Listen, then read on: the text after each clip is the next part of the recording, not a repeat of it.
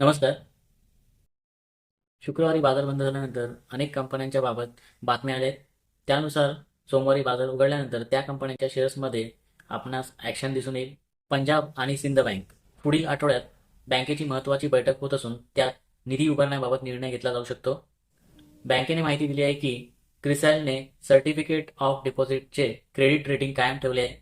शुक्रवारच्या व्यवहारात पंजाब आणि सिंध बँकेच्या शेअरमध्ये मोठी घसरण झाली आहे. 28 फेब्रुवारी 2024 रोजी बँकेच्या संचालक मंडळाची बैठक होणार असल्याची माहिती बँकेने दिली आहे. शुक्रवारी कंपनीचे शेअर्स 2.45% घसरणीसह 65.80 रुपयांवर बंद झाले होते.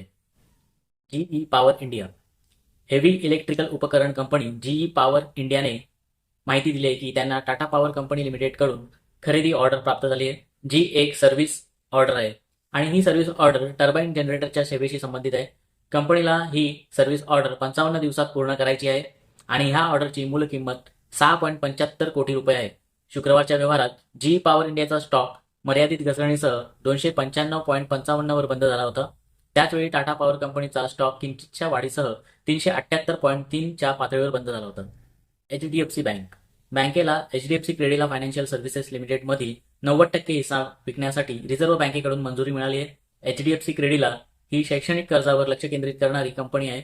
कंपनी उच्च शिक्षण आणि विद्यार्थ्यांसाठी विशेष उद्देश शैक्षणिक कर्ज देते. शुक्रवारी एचडीएफसी बँकेचा स्टॉक किंचितच्या वाढीसह 1420.6 च्या पातळीवर बंद झाला. काही काळापासून स्टॉकवर दबाव होता आणि ह्या वर्षी आतापर्यंत स्टॉक 17% घसरला आहे. अशोक लेलँडने टीव्हीएस ट्रक्समधील भागभांडवल खरेदी करून सुमारे 25 कोटी रुपयांची गुंतवणूक केली आहे. या गुंतवणुकीमुळे टीव्हीएस ट्रक्समधील कंपनीची भागीदारी 49.9% झाली असून टीव्हीएस ट्रक ही अशोक लेलँडची सहयोगी कंपनी बनली आहे. टीव्हीएस ट्रक्सची स्थापना गेल्या वर्षी जूनमध्ये झाली होती आणि तिचे भारतामध्ये अस्तित्व आहे. टीव्हीएस ट्रक्स हा अशोक लेलँड आणि टीव्हीएस मोबिलिटी यांचा संयुक्त उपक्रम आहे. टीव्हीएस मोबिलिटीचा जेव्हीमध्ये 50.1% हिस्सा आहे. शुक्रवारी शेअर 0.58% वाढीसह 174 च्या पातळीवर बंद झाला होता. एका वर्षात स्टॉकचा परतावा 24% आणि 3 वर्षात 38% इतका आहे. Kotak Mahindra bank Zurich insurance company Kotak जनरलमधील 70% भागभांडवल 5,560 कोटींना विकत घेईल. झुरिच इन्शुरन्सने यापूर्वी 51% आणि उर्वरित 19% भागभांडवल 3 वर्षात खरेदी करण्याची घोषणा केली होती. हे प्राथमिक आणि माध्यमिक संपादनाद्वारे केले जाईल. शुक्रवारी बँकेचे शेअर्स 0.28% घसरणीसह 1,720 रुपयांवर बंद झाले होते.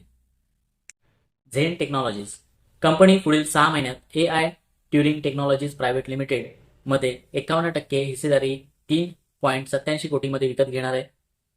इलेक्ट्रो ऑप्टिक्ससह संपूर्ण काउंटर ड्रोन सोल्युशन ऑफर करणे, कंपनीच्या उत्पादन पोर्टफोलिओचा विस्तार करणे, बॅकवर्ड इंटिग्रेशनद्वारे खर्च बचत आणि ऑपरेशनल कार्यक्षमता प्राप्त करणे आणि मौल्यवान तंत्रज्ञान, आयपी आणि प्रतिभा प्राप्त करणे हे संपादनाचे उद्दिष्ट आहे. मॅक्स हेल्थकेअरने लखनौमध्ये फ्री होल्ड आधारावर 21,946 स्क्वेअर मीटर जमीन ई लिलावाद्वारे 167 कोटींना विकत घेतली आहे. पार्सलमध्ये 8 लाख चौरस फूट क्षेत्रफळ असलेले 500 खाटांचे रुग्णालय विकसित करण्याची क्षमता आहे. शुक्रवारी कंपनीचे शेअर्स 0.72% घसरणीहून 851.75 रुपयांवर बंद झाले होते. रेन इंडस्ट्रीज कंपनीने 16 कोटीच्या निव्वळ नफ्यातून 1,078.9 कोटींचा तोटा नोंदवला आहे. कंपनीचे उत्पन्न 24.9% घसरून 4,100.6 कोटी झाले आहे. शुक्रवारी कंपनीचे शेअर्स 2.28% घसरणीसह 206 रुपयांवर बंद झाले होते.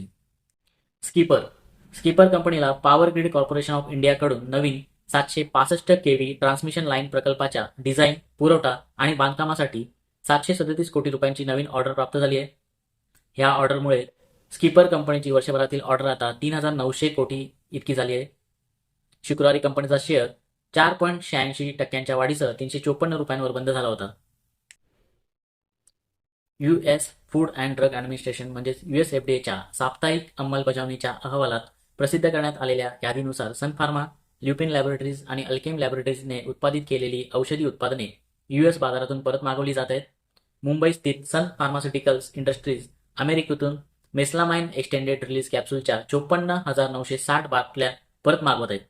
हे औषध अल्सरेटिव्ह कोलायटिस नावाच्या आतड्याच्या आजारावर उपचार करण्यासाठी वापरले जाते. हे उत्पादन सन फार्माच्या मोहाली युनिटमध्ये तयार करण्यात आले होते. मोहाली युनिट काही काळापासून USFDAच्या निरीक्षणाखाली आहे. USFDAने कंपनीला US मध्ये अंतिम उत्पादन बॅच जारी करण्यापूर्वी त्यांच्या मोहाली युनिटवर सुधारात्मक कारवाई करण्याचे निर्देश दिले आहेत.